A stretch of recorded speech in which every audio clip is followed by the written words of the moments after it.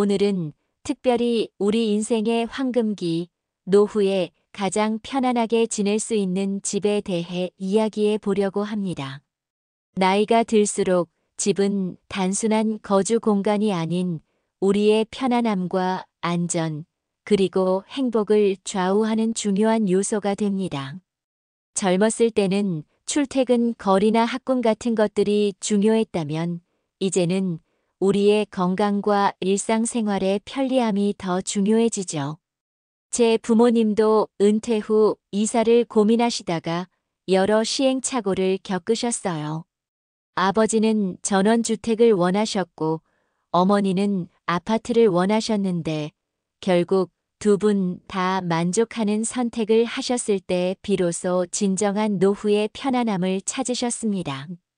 오늘은 그런 경험과 많은 연구를 바탕으로 노후에 이사 간다면 이런 집을 선택하라는 주제로 여러분과 함께 이야기 나누려고 합니다.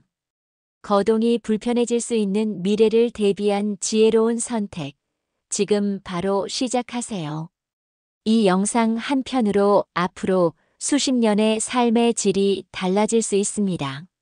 이 영상이 도움이 될 것 같다면 구독과 좋아요 버튼 눌러주시면 정말 감사하겠습니다.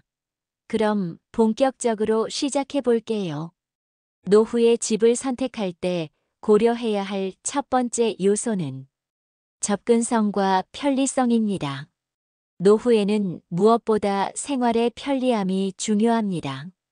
병원, 마트, 약국 같은 필수 시설이 가까이 있는지 꼭 확인하세요. 저희 어머니는 무릎이 안 좋으셔서 멀리 걸어 다니시기 힘드신데 집 근처에 작은 동네 마트와 병원이 있다는 것만으로도 큰 위안을 얻으셨어요. 특히 대중교통 접근성은 정말 중요합니다. 차를 운전하지 않게 될 날이 언젠가는 올 테니까요.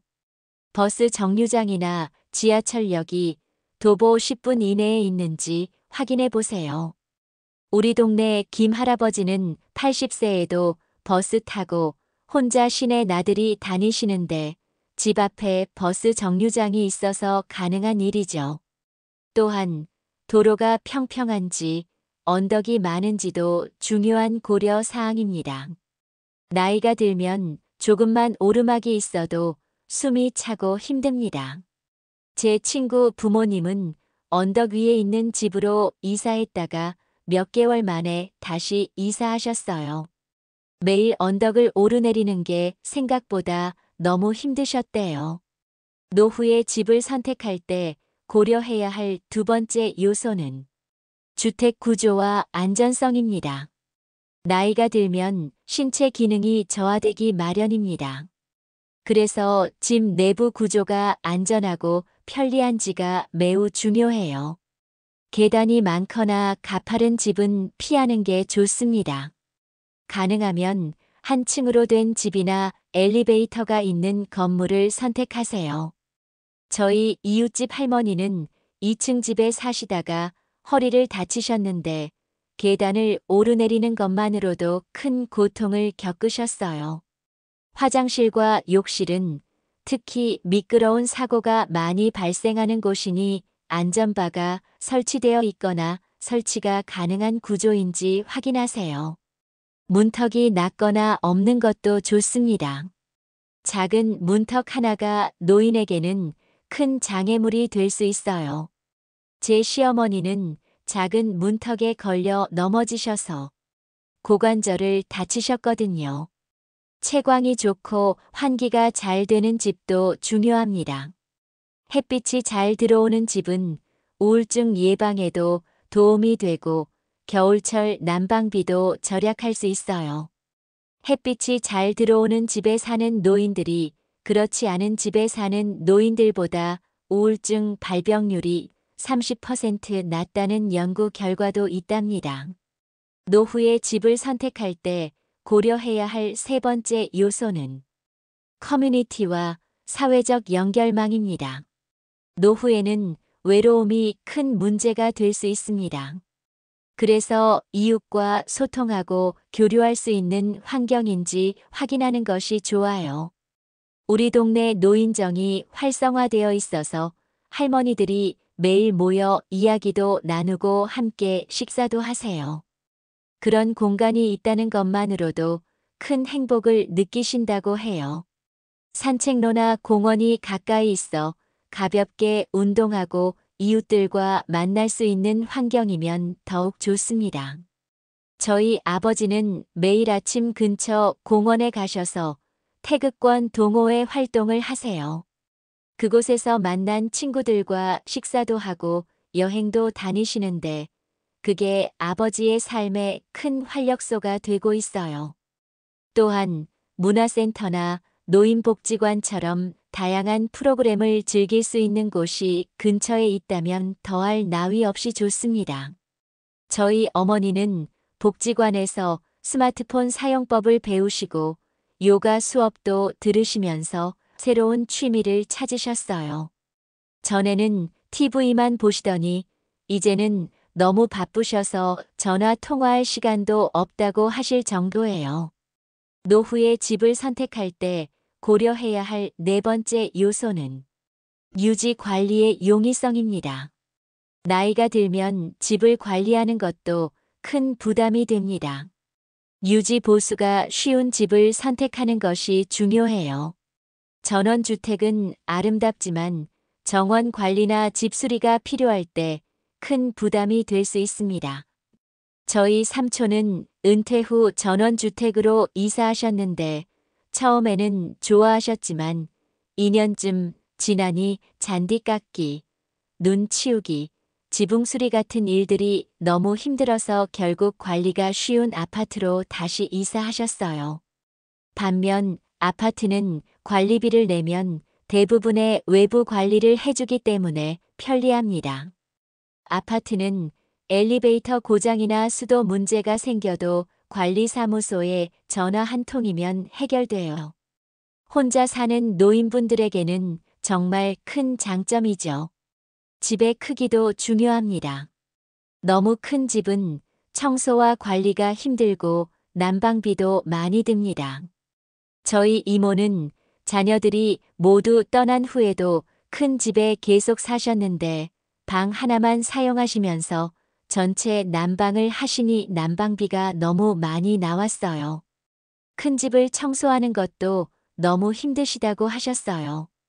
결국 작은 아파트로 이사하셨는데 관리하기도 쉽고 난방비도 훨씬 적게 든다고 좋아하셨죠.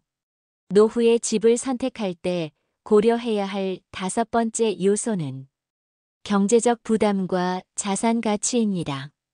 노후에는 고정 수입이 줄어드는 경우가 많기 때문에 경제적 부담이 적은 집을 선택하는 것이 현명합니다. 은퇴 후에는 월세나 관리비, 세금 같은 고정 지출이 부담될 수 있어요. 그래서 가능하다면 대출 없이 구입할 수 있는 집을 선택하는 것이 좋습니다.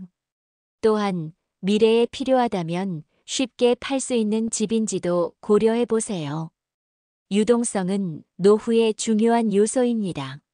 저희 친구 부모님은 시골에 멋진 집을 지으셨는데 나중에 건강이 안 좋아져서 팔려고 하셨을 때 사려는 사람이 없어 큰 어려움을 겪으셨어요.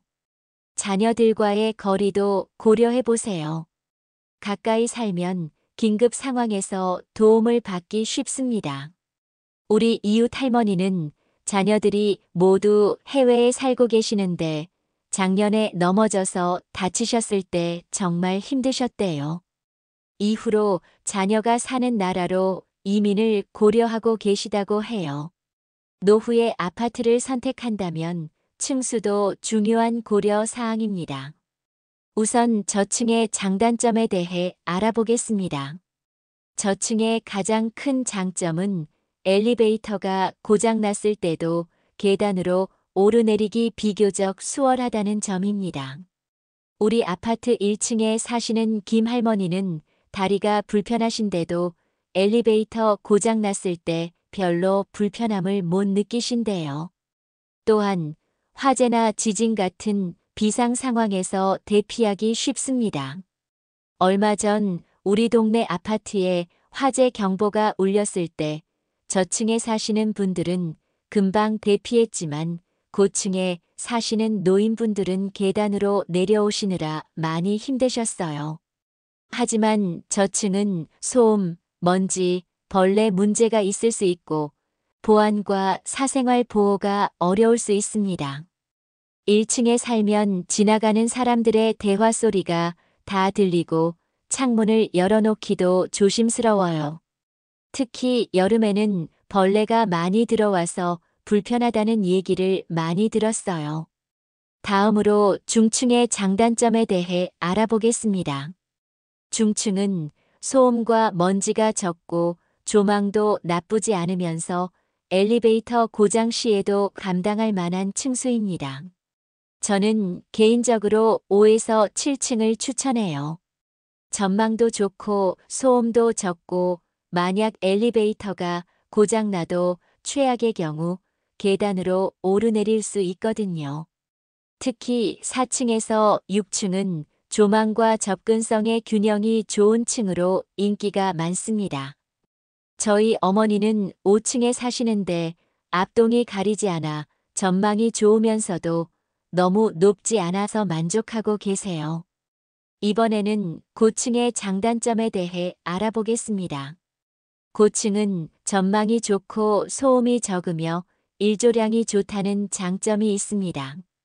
고층에 사시는 우리 이웃분은 매일 아침 해가 뜨는 것을 보는 게 하루의 큰 즐거움이라고 하세요. 하지만 엘리베이터 의존도가 높고 바람이 세거나 현기증이 있는 분들에게는 불편할 수 있습니다. 또한 엘리베이터 고장 시 큰 불편을 겪을 수 있습니다. 저희 아파트 엘리베이터가 한 번은 사흘 동안 고장났었는데 20층에 사시는 할머니는 그동안 집에서 한 발짝도 나가지 못하셨대요.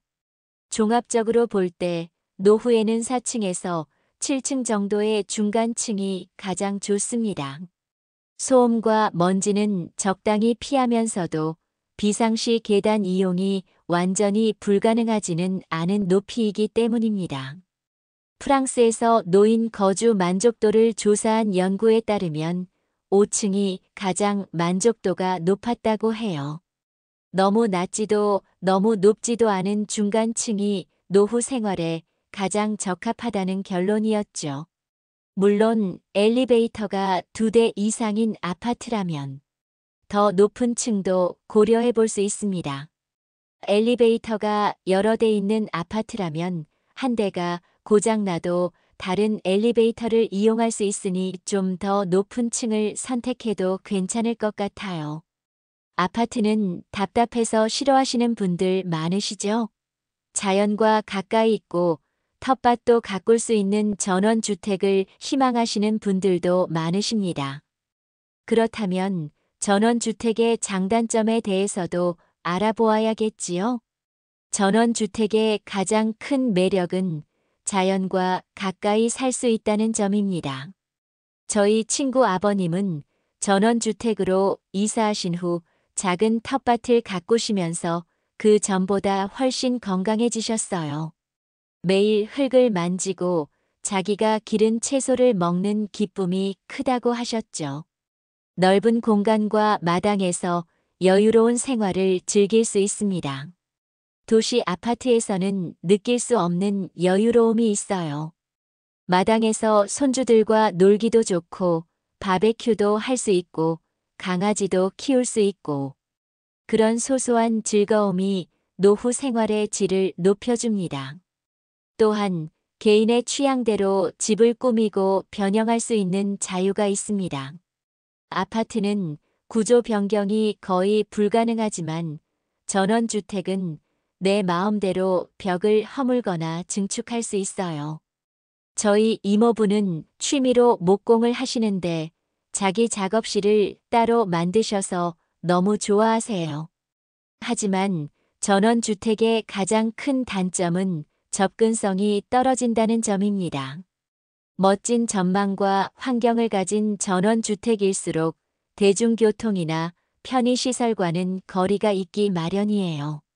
차가 없으면 일상생활이 정말 불편해질 수 있습니다.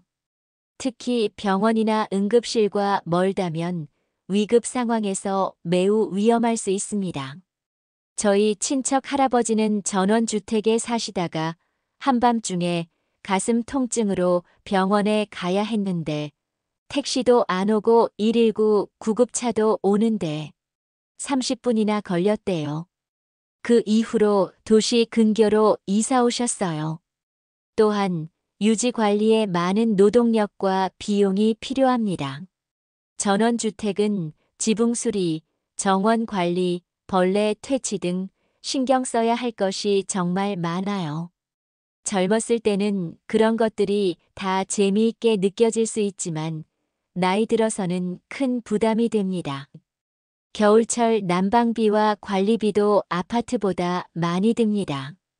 전원주택은 단열이 잘 되어 있지 않은 경우가 많아 겨울철 난방비가 아파트의 2배 이상 나오기도 해요. 게다가 제설 작업이나 외부 수리도 모두 자비로 해결해야 합니다. 또한 보안 문제도 있을 수 있습니다. 시골 전원주택은 도시 아파트보다 방범 시스템이 취약한 경우가 많아요.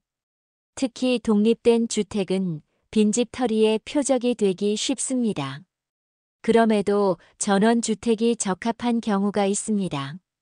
건강하고 활동적인 노후를 원하며 차량 운전이 가능하고 유지 관리에 대한 부담을 감수할 수 있다면 좋은 선택일 수 있어요.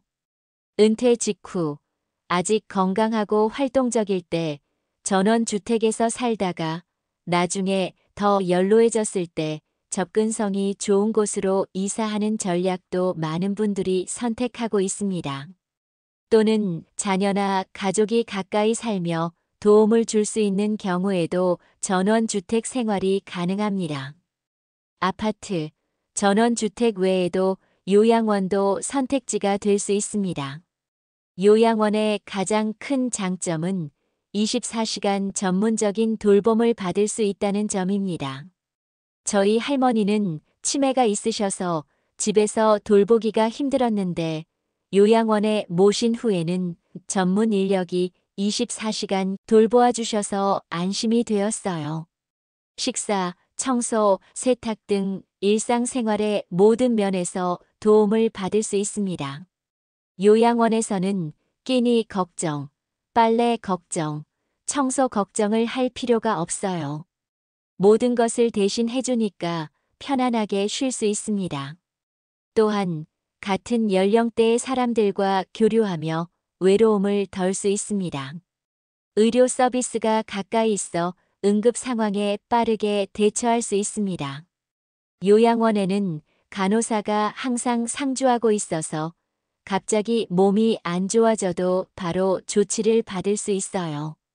그런 점이 자녀들에게는 큰 안심이 됩니다. 하지만 요양원의 가장 큰 단점은 비용 부담이 크다는 점입니다. 좋은 요양원은 월 비용이 상당히 높은 편이에요. 장기 요양 보험을 이용하더라도 본인 부담금이 적지 않습니다. 또한 사생활과 자유가 제한될 수 있습니다. 요양원에서는 정해진 시간에 식사하고 정해진 프로그램에 참여해야 하는 경우가 많아요. 자유롭게 외출하거나 원하는 시간에 활동하기 어려울 수 있습니다.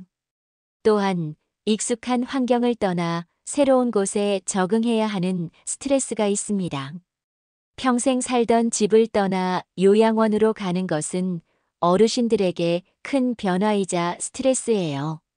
새로운 환경, 새로운 사람들, 적응하는 데 시간이 필요합니다. 또한 요양원은 시설에 따라 서비스 품질의 차이가 크게 날 수 있습니다. 요양원마다 시설과 서비스 품질이 천차만별이에요. 좋은 곳을 찾기 위해서는 철저한 조사와 방문이 필요합니다. 요양원은 특히 건강 상태가 좋지 않아 일상생활에 지속적인 도움이 필요한 경우에 적합합니다. 저희 이모는 파킨슨병으로 혼자 생활이 어려워지셨는데 요양원에 들어가신 후에는 전문적인 케어를 받으면서 오히려 삶의 질이 높아지셨어요. 또한 가족이 멀리 살거나 돌봄을 제공하기 어려운 상황에서도 좋은 선택일 수 있습니다. 해외에 살고 있어 부모님을 직접 돌볼 수 없는 경우 요양원은 현실적인 대안이 될 수 있습니다. 지금까지 아파트, 전원주택과 요양원에 대해 알아보았는데 그 외에 더 다양한 노인을 위한 주거 형태를 알아보겠습니다. 실버타운 아시지요? 요즘 실버타운이 우후죽순으로 많이 생기고 있습니다. 실버타운은 노인들의 독립적인 생활을 존중하면서도 필요한 서비스를 제공하는 중간 형태의 주거 시설입니다. 실버타운은 독립된 주거 공간에서 살면서도 식사나 청소 서비스, 의료 지원 등을 선택적으로 이용할 수 있어요. 완전히 독립적인 생활과 완전한 돌봄 사이의 균형점이라고 할 수 있죠. 대부분의 실버타운은 노인들의 필요에 맞춰 설계되어 있습니다. 문턱이 없고 화장실에 안전바가 설치되어 있으며 엘리베이터가 잘 갖춰져 있어요. 또한 응급 호출 시스템도 있어서 안전합니다. 또한 같은 세대의 사람들과 교류하며 다양한 프로그램을 즐길 수 있습니다. 실버타운에서는 요가, 미술, 음악 등 다양한 취미 활동과 여행 프로그램도 제공해요. 활동적인 노후 생활을 원하시는 분들에게 좋은 환경입니다. 하지만 실버타운도 입주비와 월 관리비가 비싸다는 단점이 있습니다. 좋은 실버타운은 입주 보증금도 꽤 높고 월 생활비도 일반 아파트보다 비싼 편이에요. 경제적인 여유가 있는 분들에게 적합한 선택입니다. 다음은 노인 친화 아파트입니다. 적절히 설계된 아파트는 노후 생활에 매우 적합한 주거 형태가 될 수 있습니다. 최근에는 노인 친화적인 설계를 갖춘 아파트들이 많이 지어지고 있어요. 문턱을 없애고 욕실에 안전바를 설치하고 부엌 가구 높이를 낮추는 등의 배려가 있죠. 특히 도시 중심부의 아파트는 편의시설 접근성이 뛰어난 장점이 있습니다. 병원, 마트, 약국, 문화시설이 걸어서 10분 이내에 있다면 그것만으로도 노후 생활의 질이 크게 달라집니다. 특히 차 없이도 생활이 가능하다는 점이 큰 장점이에요. 또한 관리의 편리함과 보안의 안전성도 아파트의 큰 장점입니다. 아파트는 관리사무소에서 대부분의 시설 관리를 해주고 CCTV와 경비원이 있어 보안도 좋아요. 나이 들수록 이런 편리함과 안전함이 더 중요해집니다. 단, 층간 소음이나 이웃과의 갈등 가능성은 단점으로 꼽힙니다. 아무래도 공동주택이다 보니 이웃과 가깝게 살게 되는데 서로 배려하는 문화가 형성된 아파트를 선택하는 것이 좋습니다. 다음으로 코하우징입니다. 최근에는 사별 등으로 홀로 지내거나 하는 비슷한 사정을 가진 노인들이 함께 모여 사는 코하우징이라는 주거 형태도 인기를 얻고 있습니다. 코하우징은 개인 공간의 독립성을 유지하면서도 공동 주방이나 거실, 정원 같은 공유 공간을 함께 사용하는 주거 형태예요. 혼자 살 때의 외로움을 줄이면서도 프라이버시는 지킬 수 있다는 장점이 있죠. 특히 비슷한 관심사나 가치관을 가진 사람들과 함께 살면서 공동체 의식을 느낄 수 있습니다. 저희 지인분은 몇 년 전 남편분과 사별하시고 자녀들도 멀리 떨어져 살면서 외로움을 느끼시다가 비슷한 또래 친구 5분과 함께 코하우징을 시작하셨는데 서로 돌봐주고 함께 식사도 하면서 정말 행복하게 지내고 계세요. 가족보다 더 가족 같다고 하실 정도예요. 하지만 코하우징은 구성원 간의 갈등이 생길 수 있고 아직 한국에서는 보편화되지 않았다는 단점이 있습니다. 같이 살다 보면 의견 충돌이 생길 수 있어요. 그래서 처음부터 명확한 규칙과 의사 결정 방식을 정해두는 것이 중요합니다. 지금까지 다양한 주거 형태의 장단점을 살펴봤는데 결국 가장 좋은 주거 형태는 개인의 건강 상태, 경제적 여건, 성향에 따라 달라질 수밖에 없습니다. 하지만 일반적으로 노후에 가장 추천하는 주거 형태는 다음과 같은 조건을 갖춘 곳입니다. 접근성이 좋은 도시형 아파트 중층, 4층에서 1층. 병원, 마트, 문화시설이 가까이 있고 대중교통 이용이 편리한 도시형 아파트가 대부분의 노인분들에게 적합해요. 특히 엘리베이터 문제를 고려해 너무 높지 않은 중간층이 좋습니다. 다음으로 노인 친화적 설계를 갖춘 집입니다. 문턱이 없고 미끄럼 방지 바닥재를 사용하며 화장실에 안전바가 설치된 집이 좋아요. 요즘은 이런 설계를 갖춘 아파트나 주택이 많이 지어지고 있습니다. 유지 관리가 쉬운 적정 규모의 집. 너무 크지 않아 청소와 관리가 부담되지 않으면서도 기본적인 생활에 불편함이 없는 크기가 좋아요. 보통 20평에서 30평 정도가 노후 생활에 적당합니다. 커뮤니티가 활성화된 지역의 집. 노인정이 잘 되어 있거나 근처에 문화센터나 복지관이 있어 다양한 활동과 교류가 가능한 곳이 좋아요. 나이 들수록 사회적 연결망이 더 중요해집니다. 필요시 의료 서비스를 받기 쉬운 위치의 집. 종합병원이 가까이 있거나 가정 방문 의료 서비스가 잘 발달된 지역이 좋아요. 나이가 들수록 의료 서비스의 접근성이 중요해집니다. 노후 주거 준비는 언제부터 하는 것이 좋을까요? 주거는 은퇴 직전이 아니라 50대 중반부터 미리 고민하고 준비하는 것이 좋습니다. 갑자기 건강이 나빠지면 선택의 폭이 좁아질 수 있어요. 미리 다양한 옵션을 알아보고 가능하다면 체험해보는 것이 좋습니다. 특히 이사는 체력이 있을 때 하는 것이 좋습니다. 이사는 생각보다 체력이 많이 필요한 일이에요. 70대 이후에는 큰 이사를 하기 부담스러울 수 있으니 60대 초중반까지는 장기적으로 살 곳을 정하는 것이 좋습니다. 나이가 들면서 필요한 주거 환경이 달라질 수 있으므로 단계적인 계획을 세우는 것이 좋습니다.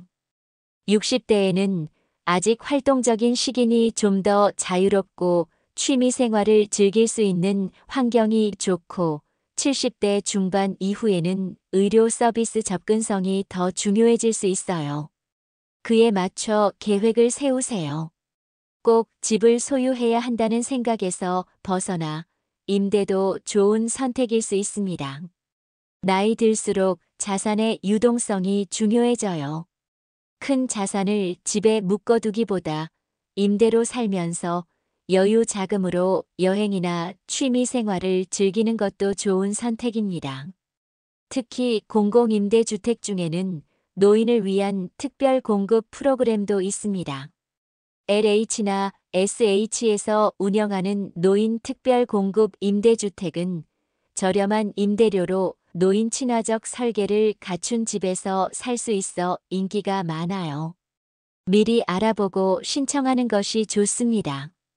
자녀와 함께 살거나 가까운 거리에 사는 것도 좋은 선택일 수 있습니다. 요즘은 세대 분리형 주택이나 한 아파트 단지 내 다른 동에 자녀와 함께 사는 근접 거주 형태도 인기가 있어요.